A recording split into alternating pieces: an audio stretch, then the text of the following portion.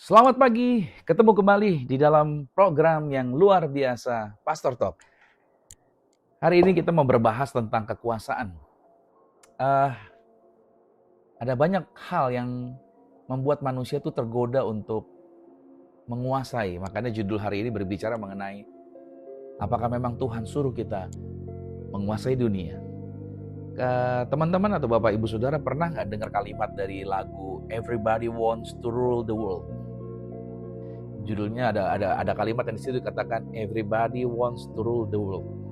Nah, kalimat itu tampaknya sederhana, tapi sangat jujur itu menggambarkan isi hati manusia.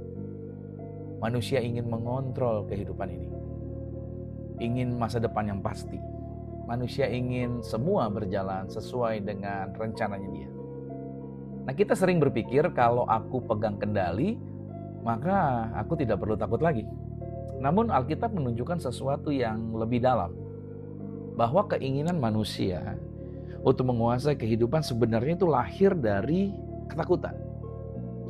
Dan ketakutan terbesar manusia itu adalah maut. Nah, ketakutan itu dimulai sejak di Taman Eden. Ketika manusia jatuh dalam dosa, ada satu kalimat pertama yang muncul. Aku menjadi takut. Ketika Adam selesai makan buah itu, dia menjadi takut untuk ketemu dengan Tuhan. Nah, sejak saat itu manusia hidupnya dengan rasa yang disebut dengan rasa terancam. Manusia hidup dengan rasa takut kehilangan, takut masa depan, takut gagal, takut mati. Nah, seluruh dunia mencoba mengatasi rasa takut itu dengan cara yang sama. Mengumpulkan kekuasaan, kekayaan, dan kontrol. Seolah-olah jika kita cukup kuat, maka kita akan aman. Tetapi kenyataannya tidak ada manusia yang bisa mengalahkan maut. Nah, di sini kita lihat bahwa Yesus datang bukan untuk menguasai dunia. Menariknya, ketika Yesus datang ke dunia, banyak orang berharap Yesus menjadi raja politik. Mereka menunggu Mesias yang kuat yang dapat menguasai dunia. Namun Yesus memilih jalan yang berbeda. Yesus tidak naik tahta, melainkan naik ke atas kayu salib. Kenapa demikian? Karena masalah terbesar manusia bukan siapa yang rule the world atau memerintah dunia, tetapi siapa yang mampu mengalahkan maut. Dunia mencoba mengalahkan ketakutan dengan kekuasaan. Tapi Yesus mengalahkan ketakutan justru dengan pengorbanan. Di atas kayu salib yang terjadi, dosa itu dihukum di sana. Di atas kayu salib, kuasa iblis dipatahkan. Di atas kayu salib, maut telah dikalahkan. Inilah kemenangan terbesar dalam sejarah manusia. Kebangkitan telah mengubah cara hidup setiap kita. Jika salib membebaskan kita dari ketakutan, maka kebangkitan memberikan kita cara hidup yang baru. Nah, orang yang tahu bahwa maut sudah dikalahkan, ya dia tidak perlu lagi hidup untuk menguasai dunia. Kenapa? Karena ia bebas, orang tersebut sudah bebas. Bebas untuk apa? Bebas untuk bisa mengasihi, bebas untuk bisa melayani, dan dia bebas untuk memberi dampak efek dari pengorbanan di atas kayu salib. Inilah perubahan yang besar dari Injil. Dari hidup yang untuk bertahan, berubah menjadi hidup untuk memberi. Nah, mandat manusia itu dipulihkan.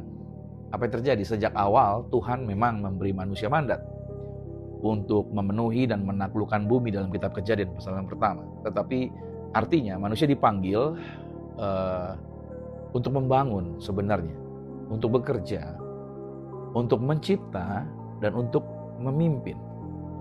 Tapi mandat itu, saudara, setelah jatuh dalam dosa, mandat itu berubah menjadi ambisi. Manusia mulai menguasai manusia lainnya. Yang terjadi seperti itu. Nah, Yesus datang untuk memulihkan makna dari mandat dalam kitab Kejadian pasal yang pertama tersebut. Yesus berkata, kamu adalah garam dan terang dunia. Artinya, kita tetap hadir di dunia ini untuk apa? Bekerja, berkarya, memimpin, tetapi bukan untuk dominate atau dominasi, melainkan untuk transformasi. Anda dan saya tidak dipanggil untuk menguasai dunia, tapi kita dipanggil untuk membawa terang kepada dunia ini.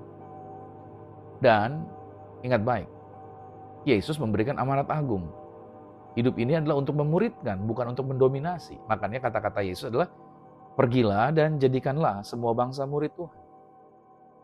Bukan sekedar menjadi orang yang beragama, tetapi mengubah hidup manusia supaya mereka dapat mengenal Yesus. Dunia ingin menguasai manusia. Itu yang terjadi kalau Anda lihat perkembangan yang ada dengan teknologi yang ada. Arahnya ke situ. Dunia ingin menguasai seluruh manusia. Tapi Yesus justru ingin menyelamatkan seluruh manusia. Dan Anda dan saya, kita semua, dipanggil untuk melanjutkan misi tersebut. Nah, kalau gitu, hari ini mari kita bertanya pada diri kita sendiri. Apakah saya masih hidup dalam ketakutan? Apakah saya masih merasa harus mengontrol segala sesuatunya? Apakah saya mengejar rasa aman melalui kekuasaan, uang, dan segala keberhasilan pencapaian? Salib malahan berkata, ketakutanmu sudah dikalahkan.